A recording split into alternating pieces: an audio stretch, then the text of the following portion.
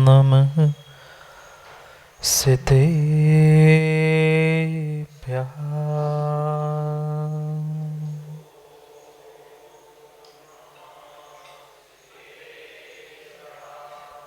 श्रीमद्परं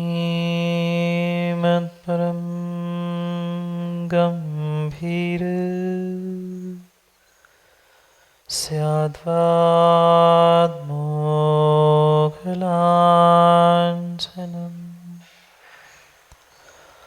जियात्रैलोक्यनाथस्य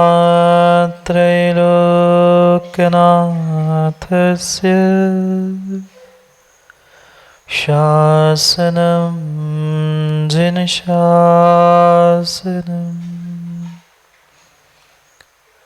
जय मंगलभूताणं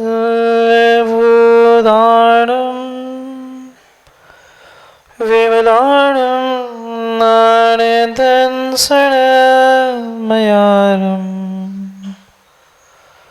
त्रैलोक्यसेयाणं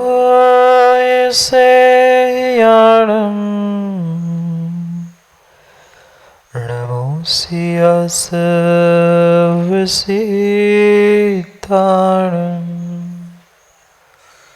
नमो अरिहन्ताणं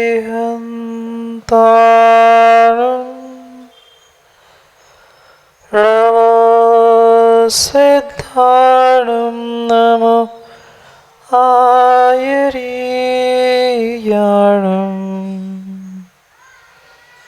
नमो वज्रायणं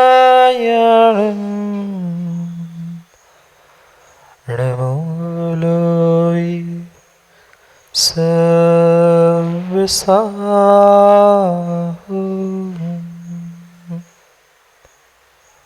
अनंत अनंत परम सिद्ध भगवान की 1008 पार्श्वनाथ भगवान की परम पूज्य आचार्य भगवान कुंद कुंद स्वामी की परम पूज्य आचार्य भगवान गुरुवर विशुद्ध सागर जी महाराज की सनातन जैन धर्म की सुप्रभ सागर जी महाराज की पूज्य मुनि संघ की नमोस्तु गुरुदेव नमोस्तु। अंतिम निर्देश वर्धमान स्वामी के शासन में हम सभी विराजते हैं और उनकी ये पावन पीयूष देशना हम सभी के लिए परम उपकारी है। अनादिकाल से हमारी आत्मा में जो जन्म जरा और मृत्यु रूपी रोग लगे, उन रोगों का उपशमन करने वाली कोई परम औषधि है तो वह एकमात्र यह जनवाणी। भव्यात्माओं, अनेक स्थानों को प्राप्त करते करते, अनेक गतियों को प्राप्त करते करते हमारी इस आत्मा ने पता नहीं कितने भावों से इस अनंत संसार की यात्रा की, और जितनी जितनी आज तक इस जीव ने, इस आत्मा ने यात्रा की, प्रत्येक स्थान प्रत्येक गति में उसने दुख पाया। भले ही उसके पास खोज सुख की थी, पुरुषार्थ सुख के लिए चल रहा था, पर कहीं न कहीं उसे दुख और दुख ही मिला। क्या कारण था? मेरी इस जीवन यात्रा में मैंने दुख क्यों प्राप्त किए? क्योंकि यहाँ बैठा हुआ कोई ऐसा व्यक्ति नहीं होगा कि जिसने आज तक दुख ना देखा। माँ, ऐसा दिन कभी आया? ऐसी कोई आयु, ऐसी कोई गति आज तक प्राप्त की जहाँ दुख ना मिला? मिला। प्रत्येक स्थान में हमने दुख भोगा, प्रत्येक गति में हमने दुख भोगा।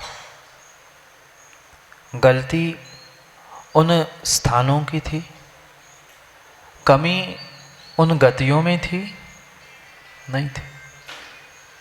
चाहे तिर्यंच, नरक, देव और मनुष्य गति भी हमने प्राप्त कर ली, पर वहाँ जो दुख मिला वह गति के कारण नहीं, हमारी मति के कारण मिला। दोष व्यक्ति गतियों को देता रहा, पर स्वयं की मति को सुमति करने का प्रयास नहीं किया। कहीं न कहीं वह कुमति के ऐसे संस्कार हमारे भीतर है कि माँ हम सब जानने के बाद भी कहीं न कहीं मान नहीं पाते। जिस दिन जीव का ये निर्णय हो जाएगा कि हाँ, इस दुख का अगर कोई करता है तो मैं स्वयं हूँ, उस दिन उस दुखों से बचने का पुरुषार्थ जीव स्वयं कर पाएगा। वो जानता तो है कि दुख जो मिला है उसके लिए मैं जिम्मेदार हूँ, पर मात्र जानने से काम नहीं होगा, उसे मानना भी होगा। और मात्र मानने से भी काम नहीं होगा, उसे दूर करने का पुरुषार्थ भी किसे करना पड़ेगा? पड़ोसी कर लेगा? अड़ोसी कर लेगा? नहीं कर सकता, नहीं कर सकता, क्योंकि सीधा सा गणित है, जो भोजन करेगा पेट उसका ही भरेगा। मैं पुरुषार्थ करूँगा तो कल्याण मेरा होगा, जो पुरुषार्थ करेगा कल्याण उसका होगा। ये सब बातें जानते हुए भी हम उसे क्रिया में क्यों नहीं ला पा रहे? दुख के निमित्तों से बचने का पुरुषार्थ क्यों नहीं कर पा रहे? दुखों से बचने का पुरुषार्थ क्यों नहीं कर पा रहे? क्योंकि अभी हमारी समझ नहीं बनी। अभी हमारी समझ नहीं बनी, इसलिए हम आज तक दुखों से छुटकारा प्राप्त नहीं कर पाए। माँ, घर परिवार में दुख नहीं है ना?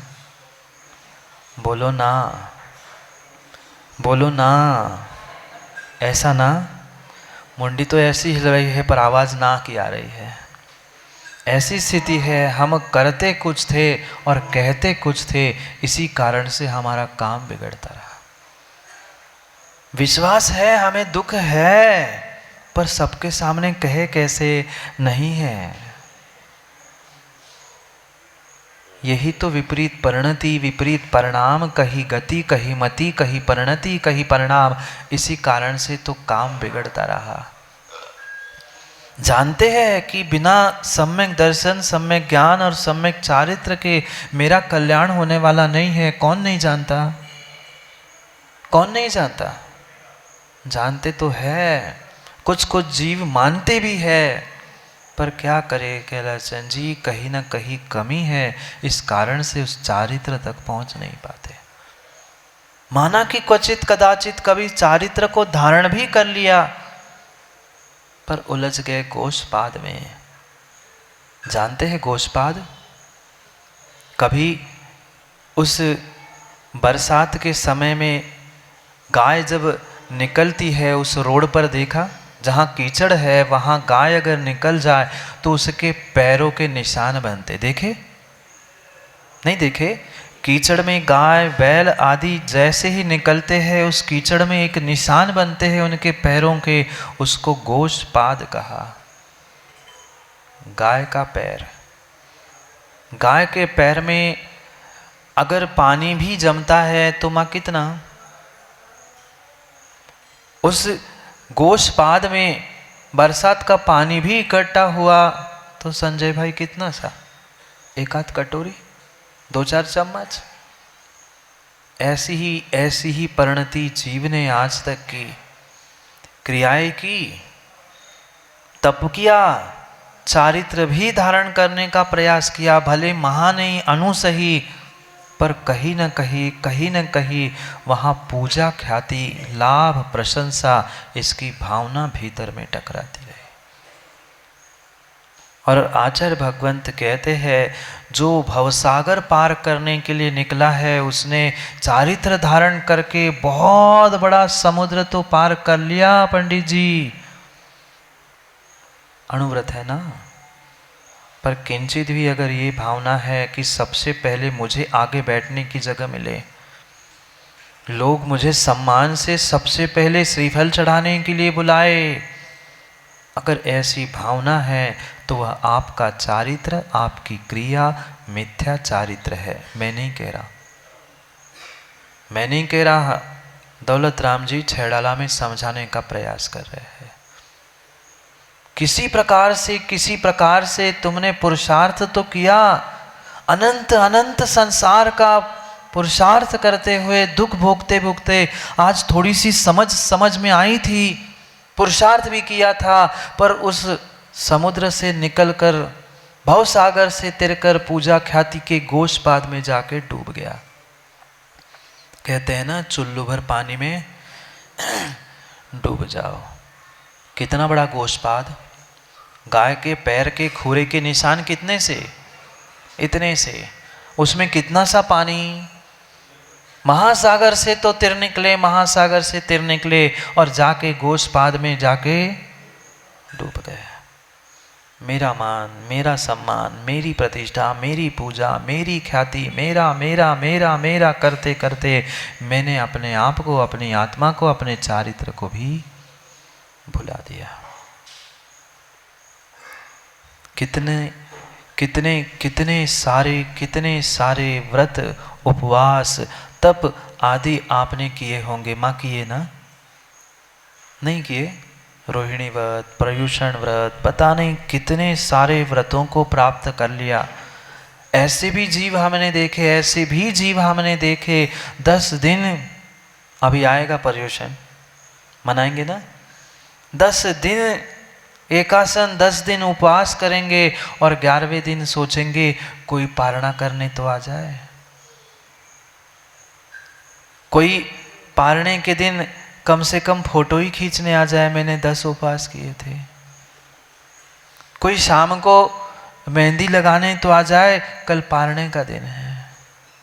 डूब गए पंडित जी, डूब गए पंडित जी। नहीं तो पंडित जी से मिलो तुम। पंडित जी कहाँ डूब गए? पंडित जी नहीं डूबे। अगर ऐसी मिथ्या भ्रांति के साथ, मिथ्या कल्पनाओं के साथ हमने क्रियाओं को किया है, चाहे अणुव्रत, महाव्रत, तप भी धारण किया है, तो वह सब हमारे लिए व्यर्थ है, व्यर्थ है। पहचानने की आवश्यकता है सबसे पहले कि मैं कौन हूँ। और ये तपस्या, ये चारित्र, ये ज्ञान, जो कुछ भी हमने प्राप्त कर लिया है, संजय भाई किसके लिए किया है?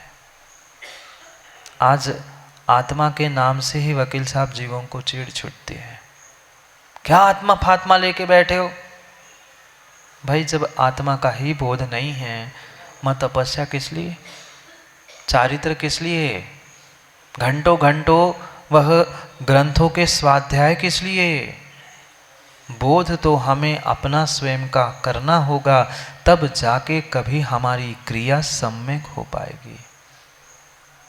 क्या करे, जीव ने जितना जितना आज तक पुरुषार्थ किया, क्रिया चारित्र आदि धारण करते हुए, वह मात्र शरीर की पूजा सम्मान आदि के लिए किया। ये मत समझना चारित्र का निषेध नहीं चल रहा, पर सम्यक चारित्र को समझना है तो मिथ्या चारित्र को भी समझने की आवश्यकता है, और मिथ्या चारित्र से दूर होना है तो सम्यक चारित्र को भी समझने की आवश्यकता है। जब तक हमें बोध ही नहीं है, सम्यक बोध ही नहीं है कि मैं ये चारित्र धारण कर रहा हूं, किसके लिए कर रहा हूं? मात्र और मात्र शरीर को सताने के लिए, शरीर को सुखाने के लिए नहीं। ये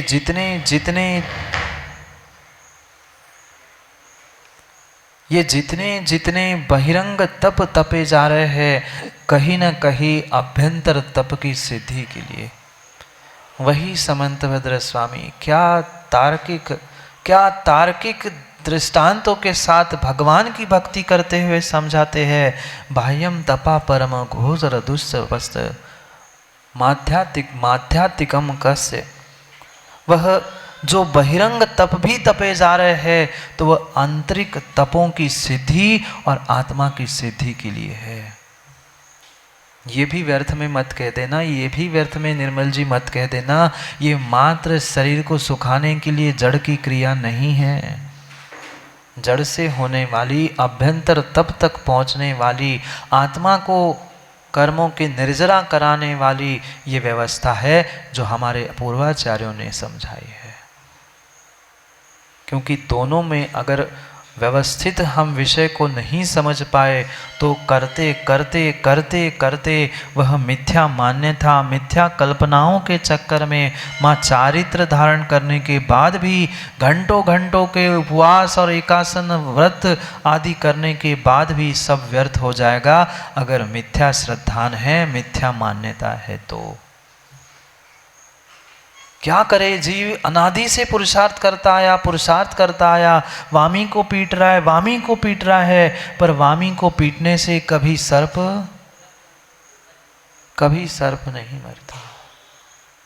नहीं मरता। ऐसे ही मात्र और मात्र बहिरंग दिखावे के लिए अगर आप कोई कार्य कर रहे हो तो वो कार्यकारी नहीं है। माँ पूजा वगैरह तो आप करते ही होंगे ना, पूजा स्वाध्याय आदि भी करते होंगे। कितने घंटे? कम से कम 1-2 घंटे तो करते ही करते हैं। पर उसमें भी पूजा करते करते किंचित भी ये भाव आ गया कि देखो मैं कितनी अच्छी पूजा करता हूँ, कभी तो लोग मेरे लिए कह दे कि ये बहुत अच्छी पूजा करता है, गया काम से। क्रिया तो की, चारित्र तक पहुंचने का पुरुषार्थ भी किया, भगवान की, गुरु की, सबकी भक्ति की, पर कहीं ना कहीं प्रशंसा की, ख्याति की, लाभ की, प्रतिष्ठा की भावना भीतर थी। इसलिए सचिन तुमने किया हुआ सब कार्य व्यर्थ हो गया। घोषपाद में जाकर प्रशंसा के पीछे डूब गए। आज व्यक्ति प्रत्येक कार्य करता है और प्रत्येक कार्य के पीछे कहीं ना कहीं उसे प्रशंसा चाहिए, कहीं ना कहीं उसे प्रशंसा चाहिए। 2-4 दिन प्रशंसा करने वाले नहीं मिले या 2-4 दिन कोई किसी ने प्रशंसा नहीं की तो वो मंदिर भी आना भूल जाता है, अच्छे कार्य करना भी भूल जाता है। इसलिए भूल गया कि उसने आज तक सम्यक निर्णय भीतर किया ही नहीं था। उसके पास सम्यक निर्णय था ही नहीं कि मैं ये कार्य कर रहा हूँ, पुरुषार्थ कर रहा हूँ, मेहनत कर रहा हूँ, किसके लिए कर रहा हूँ। कभी विचार किया पूजा पाठ तपस्या क्रियाएं करते करते ये कभी हमने निर्णय किया कि ये क्रियाएं मैं कर रहा हूँ, किसके लिए कर रहा हूँ। माँ भगवान और गुरु के लिए पूजा करते ना, भगवान और गुरु के लिए पूजा करते हैं ना, जिनवाणी के लिए करते होंगे। भगवान ने अपना कल्याण कर लिया, गुरु अपना कल्याण करके जाएंगे। जिनवाणी तो पहले से ही जिनवाणी थी, उनके लिए पूजा नहीं थी। हमें अपने आप को प्रतिष्ठित करना था, अपने आप को उस पद को प्राप्त करना था, इसलिए पूजा थी। पर हमने पूजा में भी पूजा चाही, इसलिए कभी पूज्य बन नहीं पाए। समझ में आया? हम पूजा में भी पूजा चाहते रहे, पूजा करते करते भी पूजा चाहते रहे, इसलिए जीव आज तक ओम प्रकाश जी पूज्य नहीं बन पाया। पूज्य बनने के लिए पूजा करनी होगी, पूजा चाहनी नहीं होगी। पूजा करना और पूजा चाहना, इसमें माँ जमीन आसमान का अंतर है। जो आपने भक्ति भाव से अभी की वह पूजा की, और उसमें भी ये चाह है कि लोग मेरी अध्यक्ष जी प्रशंसा कर ले राजू भाई, तो वह हमारी पूजा की चाह है, ख्याति की चाह है, पूजा करना नहीं है। सोचे समझे विचार करे, क्योंकि एक समय में छद्मस्त जीव का एक ही कार्य हो सकता है, 2 कार्य एक साथ नहीं हो सकते। पूज्यपाद स्वामी को तो पढ़ लिया होगा ना, विदिशा के तो वैसे ही सभी जीव ज्ञानी हैं, और विशेष करके अरहंत विहार के तो और यह जीवस्य उपकाराय तद्देहस्य अपकारकम यद्देहस्य उपकाराय तज्जीवस्य अपकारकम। अगर जीव का उपकार करना है तो देह का कहीं ना कहीं अपकार होगा, और अगर आप देह का उपकार करने में लगे हो तो आत्मा का, जीव का अपकार होगा ही होगा।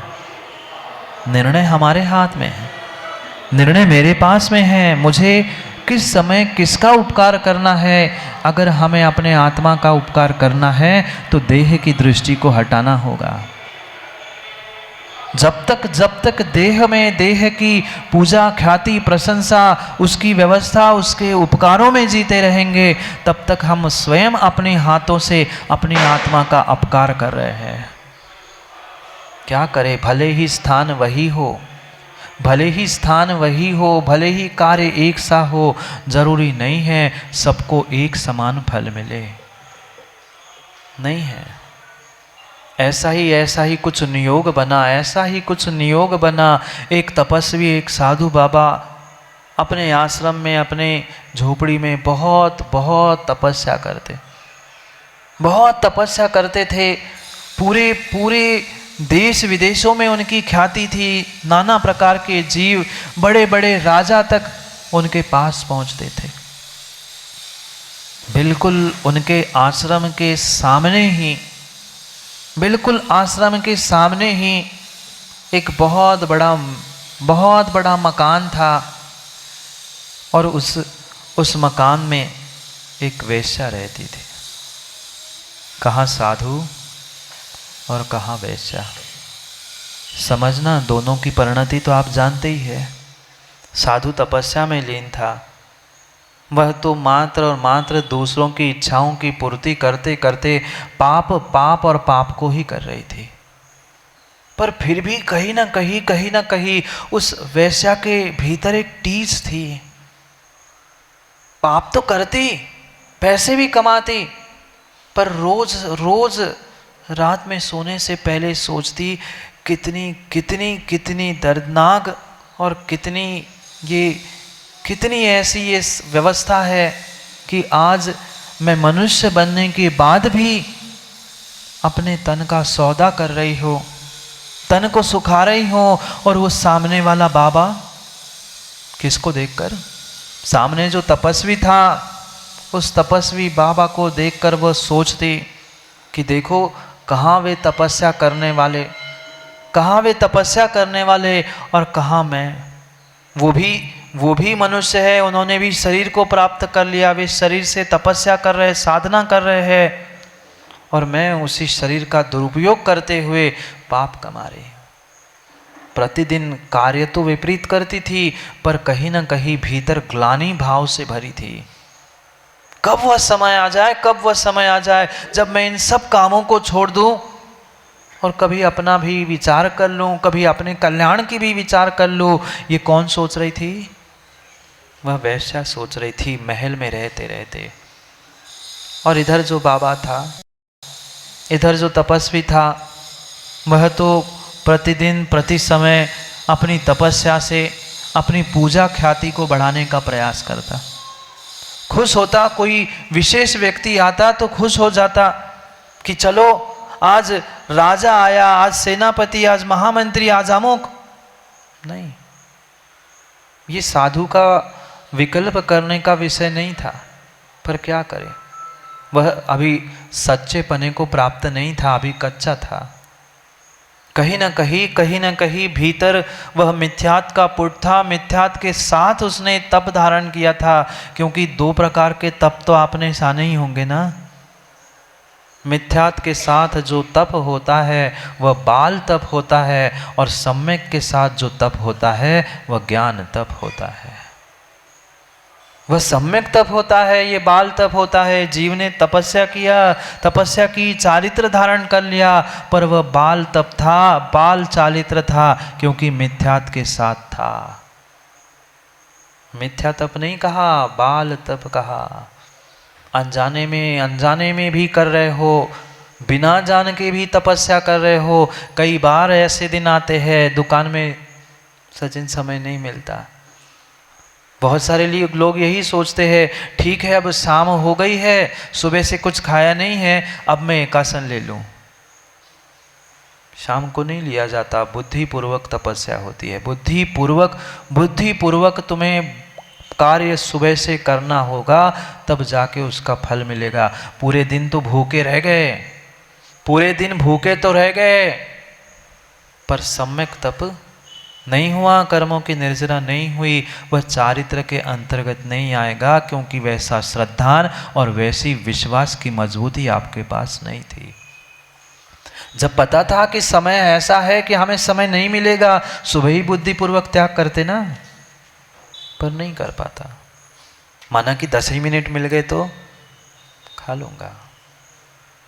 यही स्वरूप है, यही स्वरूप है आज तक दुखों को प्राप्त करने के पीछे का, मेरे परिणाम और परिणति का।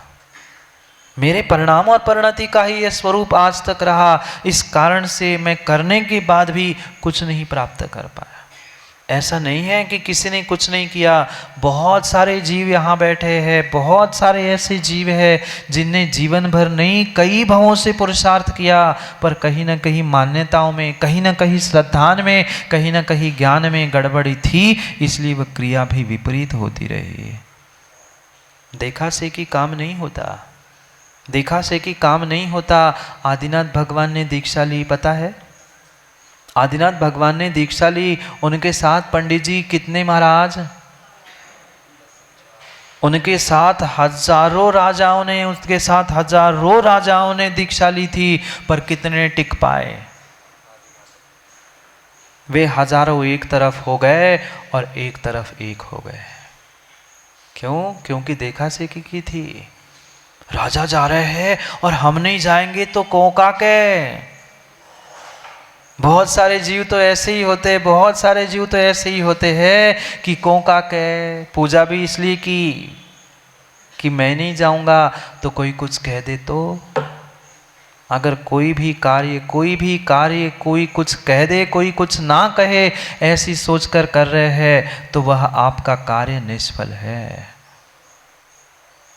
उन हजारों राजाओं ने यही तो सोचा था। वह हमारे महाराज, हमारे वह सबसे बड़े भगवान के रूप में जिन्हें स्वीकार किया था, जिन्होंने पूरी व्यवस्था बताई थी, उनको मानकर उनके पीछे पीछे तो चल पड़े, पर टिक पाए? क्योंकि श्रद्धान ही नहीं था, श्रद्धान ही नहीं था। भूख लगी तो फिर फल फूल खाने लग गए, वह ठंड लगी तो किसी छाल किसी ने ओढ़ ली, किसी ने कुछ ओढ़ लिया, घर जाने की हिम्मत नहीं थी, क्योंकि राजकुमार पीट दे, मार दे। वह डर से उसने वह कार्य किया था। दीक्षा भी डर से ली थी और छोड़ने के बाद घर भी नहीं जा पाए, क्योंकि भीतर डर था। जिसके पास सम्यक चारित्र, सम्यक तप होता है, वह कभी दुनिया से किसी से डरता नहीं है, घबराता नहीं है, क्योंकि उसे विश्वास है अगर कितना ही विपरीत हो रहा है, जो कुछ भी विपरीत हो रहा है, कहीं ना कहीं ये मेरे पिछले पर्याय का या इस पर्याय का कर्म का उदय है। कर्म का उदय नहीं होता तो शायद मेरे साथ ऐसा होता क्यों, ये कौन सोचेगा? माँ, आप सोचते हो?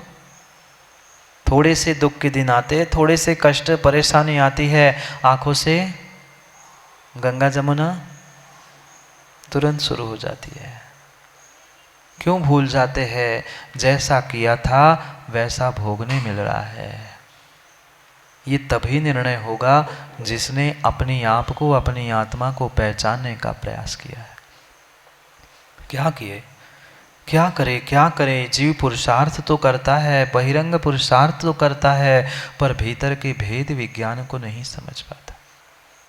जब तक आत्मा, शरीर इनमें भेद विज्ञान करते हुए आपका चारित्र, आपकी तपस्या आगे नहीं बढ़ेगी, तब तक विश्वास मानना कभी वह ज्ञान, कभी वह चारित्र सम्यक ज्ञान, सम्यक चारित्र हो नहीं सकता। क्योंकि मिथ्या चारित्र का स्वरूप, गृहित मिथ्या चारित्र का स्वरूप यहाँ पर दौलत राम जी समझाने का प्रयास कर रहे हैं। पढ़ते हैं पहले उस स्वरूप को, जो 14 नंबर के और 15 नंबर के उस छंदों में दूसरी ढाल में समझाने का प्रयास किया जा रहा है। क्योंकि एक ही सा विषय है, उसका त्याग पहले स्वरूप बताया और उसे छोड़ने की बात की, इसलिए दोनों छंदों को एक साथ हम पढ़ते हैं। जिनको याद है वे साथ में पढ़े, या फिर नहीं है तो श्रद्धा से सुनने का प्रयास करें। जो ख्याति लाभ पूजादि चाह, धरि करन विविध विध देहदा, आत्म अनात्म के ज्ञानहीन, जे जे करनी तन करन छी, ते सब मिथ्या चारित्र त्याग, अब आत्म के हित पंथ लाग, जग चाल भ्रमण को देव त्याग, अब दौलत निज आत्म सुभाग। क्या कह रहे हैं? जो ख्याति लाभ पूजादि चाह, अगर किसी भी प्रकार की ख्याति पूजा लाभ आदि की चाह भीतर है, धरि करन विविध देहदा, मात्र वह देह को जला रहा है, शरीर को सुखा रहा है, अगर पूजा ख्याति लाभ प्रशंसा प्रतिष्ठा आदि किसी की भी उसके भीतर चाह है तो, अरे आपने तपस्या की, आपने चारित्र धारण किया, आपने पूजा की, आपने कार्य किया, आपको तो पुण्य, आपको तो कर्मों की निर्जरा रूप फल मिलने ही वाला है। आप क्यों पूजा की चाह कर रहे हो, दूसरों की प्रशंसा की चाह कर रहे हो? अगर पूजा प्रशंसा की चाह है तो वह चारित्र, वह तप पूर्ण रूप से व्यर्थ है। क्या भरतहरि शुभचंद्र की कथाएं नहीं पढ़ी? दोनों ही तो सगे भाई थे, परिपूर्ण रूप से वैराग्य से युक्त थे। वैराग्य तो था, पर एक के पास भेद विज्ञान था और एक के पास भेद विज्ञान से रहित वैराग्य था। तथाकथित था, कहने के लिए था। दोनों ने तपस्या की, दोनों ने बराबर तपस्या की, पर एक का बाल तप था और दूसरे का सम्यक तप था। सिद्ध करते उस भरतहरि ने क्या सिद्ध किया? सिद्ध करके उस भरतहरि ने क्या सिद्ध किया? एक रसायन, एक पुद्गल की सामग्री। वह अहंकार में आके, गर्व में आकर अपने भाई के पास पहुंचवाया था उसने। ले, क्या तू नंगा होके घूम रहा है? क्या शरीर को सुखा रहा है? मेरे जैसी तपस्या कर, मेरे इतने शिष्य, मेरा इतना आश्रम, मैं इतना बड़ा, आज मैंने ये रसायन सिद्ध कर लिया है। ये जिस पत्थर पे डालोगे सोना हो जाएगा, जिस पत्थर पे डालोगे सोना हो जाएगा। वह शुभचंद्र स्वामी भी अपने भीतर जैसे ही उस भरतहरि का शिष्य पहुंचा था, भीतर सोच रहे थे, क्या किया इसने, क्या किया इसने? पूरा जीवन तपस्या में बिताया, किसको सिद्ध करने के लिए? एक पुद्गल का रसायन सिद्ध करने के लिए। भूल गया था कि इस आत्म रसायन से बड़ा कोई रसायन नहीं होता। उन्होंने आत्म रसायन को सिद्ध किया था। जैसे ही उस रसायन को धुतकार दिया, वह साक्षात भरतहरि समझाने के लिए आए। क्या समझा पाए? क्या समझा पाए? नहीं समझा पाए। आए तो समझाने के लिए थे, पर स्वयं ही समझकर चले गए। क्योंकि कभी भी बाल तप के आगे सम्यक तप हारने वाला था ही नहीं। भले ही लौकिक चकाचौंध कितनी ही बाहर दिखे, पर वह बाहर दिखने वाली है जिसने अपने आत्मा को, अपने आप को चमकाने का प्रयास किया है। भले ही आज उसकी ख्याति पूजा नहीं दिखे, पर जब भी वो सिद्ध बनेगा तब आप ही सभी उसको हाथ जोड़ेंगे। सोचो, विचार करो, क्या लिख रहे हैं? आत्म अनात्म के ज्ञानहीन, जिनको आत्मा अनात्मा का बोध ही नहीं है, अंतरात्मा बहिरात्मा परमात्मा की पहचान ही नहीं है, आत्मा शब्द से ही चिढ़ छूट रही है, ऐसे उस त्याग तपस्या और चारित्र का क्या काम? निषेध नहीं है किसी प्रकार से पंडित जी, त्याग तपस्या साधना चारित्र धारण करना ही होगा। अटल सत्य है, पर साथ में आत्मा अनात्म का बोध भी करना होगा, तब वह चारित्र सम्यक चारित्र है, अन्यथा गृहित मिथ्या चारित्र है। आत्म अनात्म के ज्ञान ही जे जे करनी तन करन छे। मात्र शरीर को सुखाने का काम चल रहा है, शरीर को सुखाने का काम चल रहा है। अगर ख्याति पूजा के पीछे कार्य चल रहा है तो तपस्वी बैठे थे, याद है ना, वे अपनी झोपड़ी में अपने आश्रम में तपस्या में लीन थे, पर बोध नहीं था किस लिए मैं तपस्या कर रहा हूँ, शरीर को सुखाने के लिए कि कर्मों की निर्जरा करने के लिए। डूब चुके थे उस गोष्पाद में, ये ख्याति, ये पूजा, ये प्रशंसा, ऐसा होना चाहिए, ये करना। प्रत्येक पूजा ख्याति लाभ के पीछे जो उस जीव के भाव थे, पूरी तपस्या उन्होंने चंद समय की उस प्रशंसा और पूजा प्रतिष्ठा के पीछे गंवा दी। अचानक ऐसा दिन आया, क्योंकि ये तो सब नियोग होते हैं, संयोग होते हैं। बिना नियोग संयोग के कोई काम नहीं होता। देखो ना, आज भी कितना बड़ा ओम प्रकाश जी संयोग और नियोग है, कितना बड़ा संयोग और नियोग है। यहाँ दौलत राम जी हमें मिथ्या चारित्र छोड़कर सम्यक चारित्र को प्राप्त करने का उपदेश दे रहे हैं, और आज महान सम्यक चारित्र को धारण करने वाले आचार्य भगवंत विद्यासागर जी को चारित्र धारण करके 55 वर्ष हो गए। ये संयोग नियोग से बड़ा और क्या है।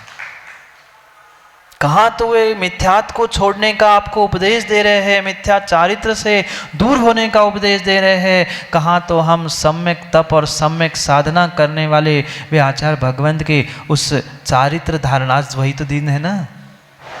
श्रद्धा तो थी ही, ज्ञान भी सम्यक था, पर वह आज का ही दिन है जिन्होंने आज वह 55 वर्ष पूर्व सम्यक चारित्र को धारण करते हुए, रत्नत्रय को धारण करते हुए स्वयं के तो कल्याण करने का पुरुषार्थ कर ही रहे हैं, पर कितने हजारों क्या लाखों सैकड़ों जीवों का कल्याण का मार्ग भी सबके लिए प्रशस्त कर रहे हैं। इससे और बड़ी बात क्या है। कोई कागजों पे लिखकर उपदेश देता है, कोई कागजों पे लिख के उपदेश देता है, कोई मुख से उपदेश देता है। उन्होंने तो साक्षात जीवन में सम्यक चारित्र धारण करके अपने जीवन का ही दृष्टांत दे के हमें उपदेश दिया है कि अगर जीवन का कल्याण करना है तो ऐसा करना होगा। कभी किसी पूजा ख्याति की चाह कभी आपने देखा हो तो शायद माँ आँख उठा के कभी आँखों से आँख मिला के उन्होंने बात नहीं की होगी। कभी किसी प्रकार की चाह, लाभ, प्रशंसा नहीं। वो तो कर्म प्रकृति है वकील साहब, वो तो कर्म प्रकृति है। यशा कीर्ति कर्म प्रकृति है। नाम कर्म की वो पुण्य प्रकृति भले ही है, वह तो पुण्य प्रकृति है, उदय में आएगी चली जाएगी। इसलिए उनको उस पर कोई भरोसा नहीं था। उनको अपनी आत्मा पे तीव्र तीव्र तीव्र विश्वास था, जिसका ही ये प्रतिफल है कि लोग 55 के हो गए, लोग कैलाशन जी 55 के हो गए, पर फिर भी बचपन रूपी बाल तप नहीं छोड़ पाए। और अब उन्होंने 55 साल हो गए कि वह सम्यक तप और सम्यक चारित्र धारण करके एक यशो कीर्ति इस संसार को प्रदान की है। क्या करे। ये पक्का है, जिनके भीतर सम्यक ज्ञान होता है वही सम्यक चारित्र को प्राप्त करते हैं, और वे ही सम्यक ज्ञान सागर। गुरुजी के गुरुजी, वे ज्ञान सागर सम्यक ज्ञान था और सम्यक चारित्र भी मिल गया। तभी तो उस ज्ञान से वे धरती के देवता विद्यासागर जैसे महान संत आज हमारे सामने। क्या करें, दृष्टांत तो हमारे सामने बहुत सारे हैं, बहुत सारे दृष्टांत है, एक की अनेक, ऐसे अनेक महान आचार्य भगवंत आज इस धरा पे है। चाहे आचार्य विद्यासागर भगवान हो, चाहे आचार्य विशुद्ध सागर भगवान हो, उनकी कहना ही क्या। पर दृष्टांत सामने होने पर भी हमारी दृष्टि तो साफ हो। हमारी दृष्टि ही साफ नहीं है तो हम दृष्टांतों में दृष्टांत नहीं खोजते, पता नहीं और ही क्या क्या खोजते हैं। क्या करें। क्या करे ये मिथ्या संस्कार राजू भाई ऐसे जीवों में ठूस ठूस के भर चुके हैं, उस अगृहित मिथ्यात्व के और साथ में वर्तमान में उस गृहित मिथ्यात्व के भी, जिसके कारण से जीव उससे उभर नहीं पा रहा है। जीव उभर नहीं पा रहा है, ये निर्णय नहीं कर पा रहा है, ये कार्य मैं कर रहा हूँ। ऐसे भी जीव देखे भगवान का गुरु का नाम लेकर अपना काम कर रहे हैं। नहीं, वे तो पूजा ख्याति से दूर होकर अपनी साधना में लीन हैं। वे तो अपनी पूजा ख्याति से दूर होकर अपनी साधना, अपनी तपस्या, अपने सम्यक चारित्र का दीप जलाते हुए सबको प्रकाशमान कर रहे हैं। पर प्रकाशित होना है, उनके प्रकाश से हमें प्रकाशित होना है, जलना नहीं है। प्रकाशित तो होना है पंडित जी, जलना नहीं है। जो चारित्र का दीप, ज्ञान का दीप आचार्य भगवंतों ने हमारे लिए दिया है, उस प्रकाश में हमें अपने आप को, अपनी आत्मा को, अपने समाज को प्रज्वलित करना है, प्रकाशित करना है, जलाना नहीं है। क्या करें, मिथ्या कल्पना वाले, मिथ्या भ्रांति वाले जलते ही रहते हैं, वे प्रकाशित नहीं कर पाते। कहाँ वे धरती के देवता, कहाँ वे धरती के देवता जिन्होंने बालपन में ही, बचपन में ही वह संस्कार और वह ज्ञान, साथ साथ वह चारित्र प्राप्त कर लिया। ऐसे समय, ऐसे उम्र में जहाँ व्यक्ति को घर परिवार क्या कुछ भी ज्ञान नहीं था, ऐसी उम्र में उन्होंने वह सम्यक चारित्र को धारण कर लिया।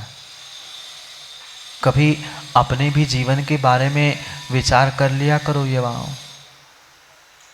कि जिस समय पर वह पढ़ाई लिखाई इधर उधर की बातों में जीव उलझा रहता है, उस समय पर उन्होंने संसार, विषय, भोग सबको छोड़कर अपने आत्म कल्याण की भावना से ओतप्रोत होकर ये कठोर निर्णय ले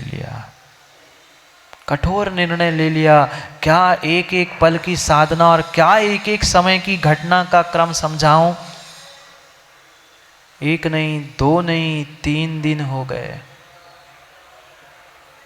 दीक्षा के उपरांत जैसे ही राजस्थान से वह इस बुंदेलखंड की ओर आ रहे थे, वह घटना है मथुरा की घटना है। आज 1 उपवास 2 उपवास करते हैं लोग, 10 बार कहते हैं कल का उपवास था जल्दी जाना है, कल का उपवास था जल्दी जाना है, कल का एकादश था। वैसे ही उपवास करते करते, विहार करते करते उस मथुरा नगर में पहुंचे। जिस दिन मथुरा में पहुंचे 3 दिन के पहले उपवास हो चुके थे। समझना ज्ञानियों की परिणति वह वकील साहब कैसी होती है। जीव एकांत से बात को समझता है और एकांत से निर्णय करके अपनी बात कह देता है। वहाँ के एक पंडित ने कह दिया, आज तो चतुर्दशी है महाराज, आज तो चतुर्दशी है महाराज। महाराज का तो उपवास होगा ना। 3 दिन के उपवास हो चुके थे, पर आचार्य भगवंत ने ये नहीं कहा नहीं मैं तो करूँगा, नहीं। उन्होंने अपने मुख से कभी व्यवस्था नहीं की, नहीं बनाई। ये होती है साधना। उन्होंने कहा ठीक है भाई, ठीक है, आप कह रहे हो तो चतुर्दशी का होता है सो होता है। ये निर्मल परिणाम, ये निर्मल परिणति भीतर होनी चाहिए। अगर किसी भी प्रकार से वहाँ अनात्म तत्व होता, परगत तत्व पे दृष्टि होती, तो शायद वही कहते नहीं तो हम तो उठते हैं। ये होती है सहजता माँ, ये होती है सरलता, तब जाके जीव इतनी ऊंचाइयों को प्राप्त कर पाता है। क्या इतनी सरलता और सहजता हमारे पास है? नहीं है। हम लड़ने के लिए खड़े हो जाते हैं। किसने कहा मेरा उपवास, मैं तो कर रहा हूं। नहीं, ये चारित्र की और सरलता की ही देन है कि आज पूरे ब्रह्मांड को दिगंबरत्व का, सम्यक चारित्र का दिव्य घोष करने वाले वे एक ध्रुव तारा बनकर सबके लिए प्रकाशमान कर रहे हैं। और ये सौभाग्य में भी महाभाग्य है कि कैसा कैसा सौभाग्य और कैसा महाभाग्य है। सोचो, लोगों को तो वह दीक्षा दिवस आदि मनाने के लिए कुछ निमित्त नहीं मिलते, और विदिशा वालों ने, और क्या पता ओम प्रकाश जी अरिहंत विहार का कौन से पुण्य का उदय है कि साक्षात बनने वाले अरिहंत का दीक्षा दिवस आपने अरिहंत विहार में बनने वाले अरिहंत मुद्राधारी दिगंबर मुनियों के चरण निश्रा में मनाया। ये एक नहीं, दो नहीं, तीन सौभाग्य आपको एक साथ मिल गए। ये पुण्य ही है, और सौभाग्य होते क्या है? यही तो पुण्य का उदय होता है, यही तो पुण्य का उदय होता है। और ये सबसे बड़ा पंडित जी पुण्य का उदय है कि धरती के देवता दिगंबर गुरु का वह दीक्षा दिवस और दिगंबर मुनिराजों का सानिध्य मिलना, ये बहुत बड़ी बात है। क्योंकि संसार की विषमताएं बहुत सारी वकील साहब आपने जानी हैं, आप तो वकील थे, अभी भी है। भले ही काम छोड़ा हो, पर ज्ञान तो, नाम तो रहेगा ही ना। नाम और ज्ञान कभी भी छूटता नहीं है, नहीं छूटता। इसलिए सोचे समझे, उन्होंने तो हमारे लिए सम्यक चारित्र का पथ दिखलाया। उस पथ को हमें पथ ही बनाकर अपने आत्मा का कल्याण करने का पुरुषार्थ करना है। क्योंकि निज आत्म सुपाग पग, उस अब आत्म के हित पंथ लाग। क्या कहा दौलत राम जी ने? ते सब मिथ्या चारित्र त्याग दो। ये जो मिथ्या संस्कार, मिथ्या कल्पनाएं के निमित्त से जो हमारी क्रिया, हमारा तप, हमारा चारित्र मिथ्या हो रहा है, अब आत्म के हित पंथ लाग। आत्म के पंथ, आत्म के पथ को प्राप्त करने का पुरुषार्थ करो, मिथ्या चारित्र को त्याग के। जग जाल भ्रमण को बहुदेह त्याग। अगर इस संसार सागर से तिरना है, डूबने से बचना है, तो इस मिथ्या चारित्र, मिथ्या ज्ञान और मिथ्या दर्शन से उभरना होगा। माँ जाना है, समय हो गया। माँ जाना है, नहीं जाना घर, नहीं जाना घर। अभी तो ऐसा ही कह रहे हो, अभी आधा घंटा और सुनाओ, फिर कह कब बंद कर दे महाराज। हाँ, कुछ तो पीछे से खिसक ही रहे हैं। क्या करे, सोचे विचार करो, जाओ, जाना है तो, पर घर नहीं, निज घर जाओ। निज घर जाओ, जग जाल भ्रमण को देहु त्याग। इस भव भ्रमण से बचना है तो सम्यक चारित्र को प्राप्त करो, मिथ्या चारित्र से दूर होने का पुरुषार्थ करो। इसलिए कह रहे हैं अब दौलत निज आत्म सुभाग। अपने आत्मा के कल्याण के लिए जो मार्ग बताया है, उस मार्ग को प्रशस्त करने का प्रयास करो। जब करो तब चारित्र प्राप्त करो, जब करो तब सम्यक चारित्र प्राप्त करो। माँ मत करो महाव्रत धारण, मत करो अणुव्रत धारण, कुछ भी मत करो, पर पंचम काल में अगर सच्ची श्रद्धा भी प्राप्त कर लेना तो कल्याण हो जाएगा। सच्चे देव, सच्चे गुरु और सच्चे शास्त्र पर श्रद्धा कर लो। ऐसी श्रद्धा, ऐसी श्रद्धा, ऐसी श्रद्धा करो, आँख मींच कर श्रद्धा सचिन गुरु के प्रति, प्रभु के प्रति होनी चाहिए। तब जाके आचार्य भगवंत तो जैसे महापुरुष इस धरा पर जन्म लेते हैं। कितनी कमजोर श्रद्धा हमारी, कितनी कमजोर श्रद्धा हमारी। एक बार मात्र गुरु ने कह दिया मैं तुम्हें नहीं पढ़ाऊंगा, मैं तुम्हें नहीं पढ़ाऊंगा। विद्याधर पूछते हैं क्यों? मैं तो आपसे पढ़ने के लिए आया हूं, आपके पास रहने के लिए आया हूं, मैं तो आपसे ही पढ़ूंगा, मुझे तो आपके ही पास भेजा गया है, मैं अब आपके पास रहूंगा। गुरु जी ने कहा नहीं, ज्ञान सागर जी ने कहा मैं नहीं पढ़ा सकता तुम्हें। वो कहते हैं मैं मेरी गलती क्या हुई, कुछ तो बताओ। गुरु जी कहते बेटा तेरा नाम ही विद्याधर है, तू कब विद्या से उड़ जाएगा क्या भरोसा। अभी पूरी तो बात सुन लो, अभी तो मात्र गुरु की बात हुई थी, शिष्य का उत्तर भी सुन लो, फिर बजाओ ताली। गुरु ने कहा तेरा नाम ही विद्याधर है, और विद्याधर तो कभी भी कहीं से भी उड़ के कहीं भी चला जाता है। तू यहाँ पढ़ के कहीं चला गया, पढ़ते पढ़ते बीच में चला गया, मेरी मेहनत व्यर्थ हो जाएगी। शिष्य की श्रद्धा, सौरभ शिष्य की श्रद्धा देखो, शिष्य की श्रद्धा देखो। शिष्य ने हाथ जोड़ लिए और गुरु से कह दिया, गुरुजी ठीक है मेरा नाम विद्याधर है, मैं नाम तो बदल नहीं सकता हूँ पर मेरा काम बदल सकता हूँ। मैं कायोत्सर्ग करता हूँ, आज से मेरे वाहन का त्याग, चलूँगा तो पैदल ही चलूँगा, नहीं तो मैं कभी गाड़ी में आज के बाद बैठूँगा नहीं। क्या ऐसी श्रद्धा है? क्या ऐसा गुरु के वचनों पे हमें विश्वास है? क्या इतना त्याग समर्पण हमारे भीतर है? शायद नहीं है। हो आपका विषय हमें वो आपको पता, क्योंकि मैं केवली तो हूँ नहीं, अपनी परीक्षा आप करो, पर बता रहा हूँ ऐसी श्रद्धा नहीं है।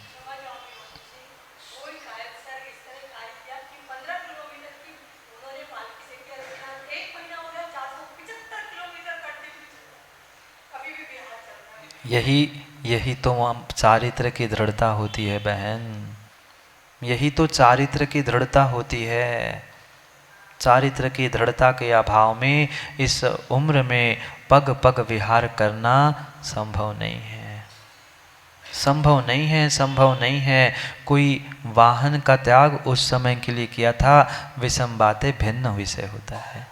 लोगों के काम है, कहने वाले कहते रहते हैं, जिनको श्रद्धा नहीं है वे कहेंगे अपने पास श्रद्धा है तो हम तो सबको हाथ जोड़ते हैं, हमें तो सभी वकील साहब जितने पिछी कमंडलधारी दिगंबर मुद्राधारी है, हमें तो धरती के देवता और भगवान ही दिखते, क्योंकि हमारे गुरु की यही सीख है, बेटा कोई भी धरती का देवता दिगंबर पिछी कमंडलधारी मिल जाए तो राजू भाई तुम्हें तो उनकी अगवानी करनी है, तुम्हें तुमको पूजना है। यही हमारे गुरु ने भी सिखाया है।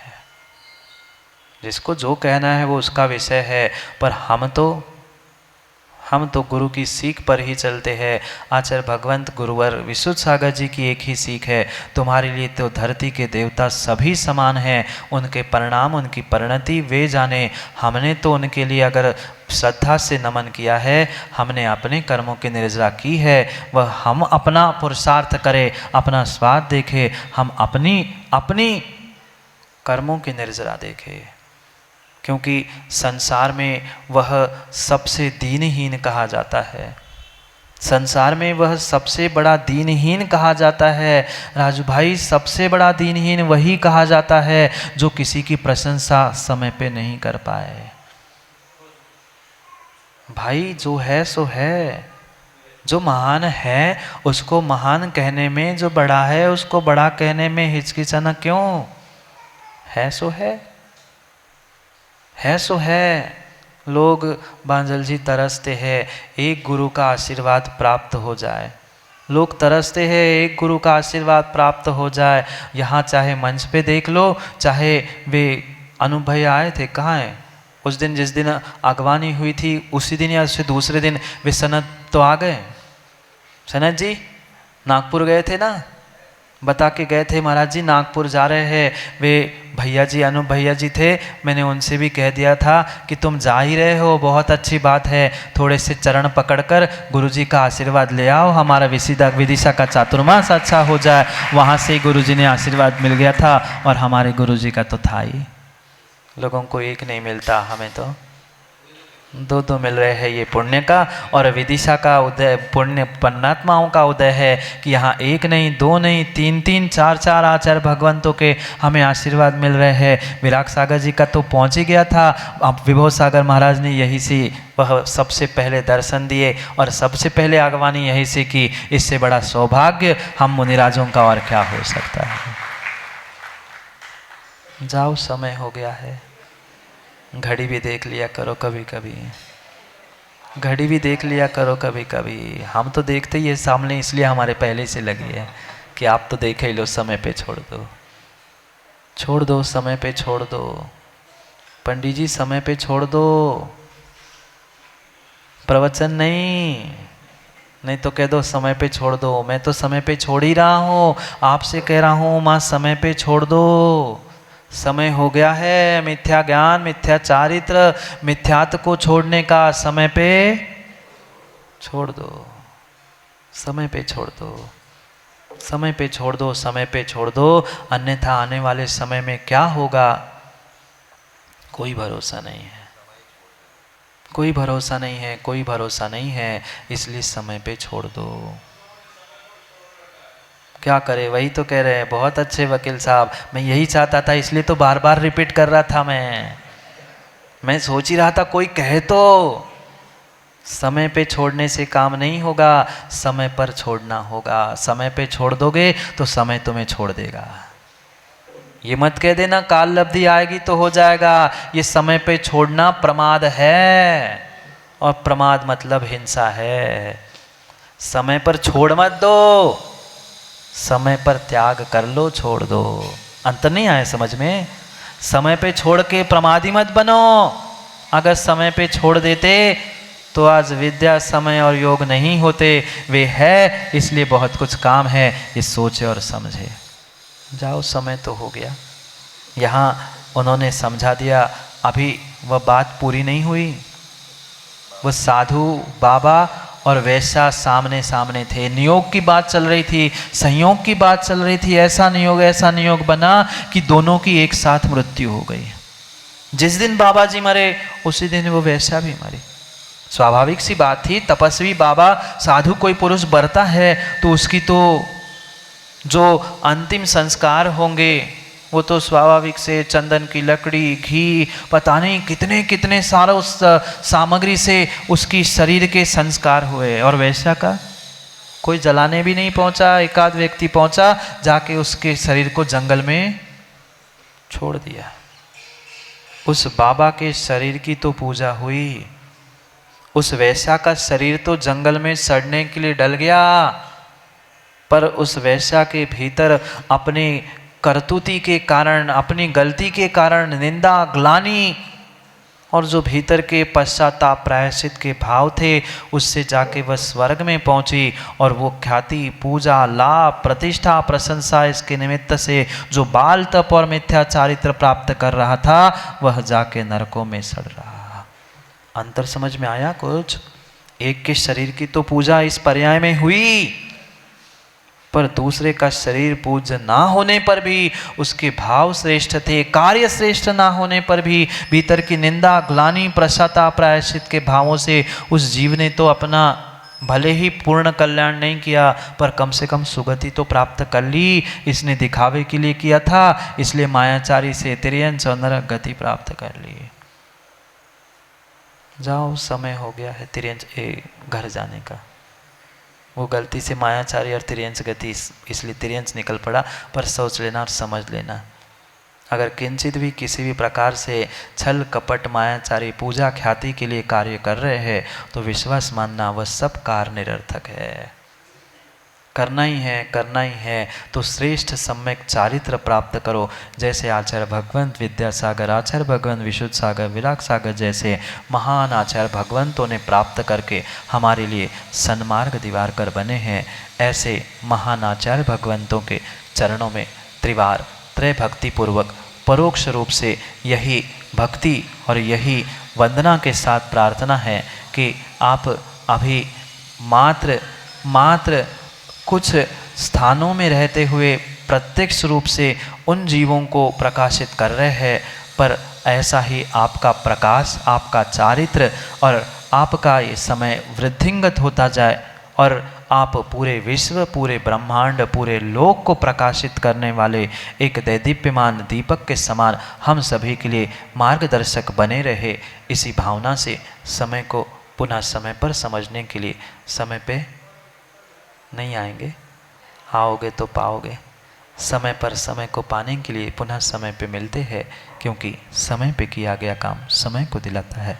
बोली भगवान महावीर स्वामी की।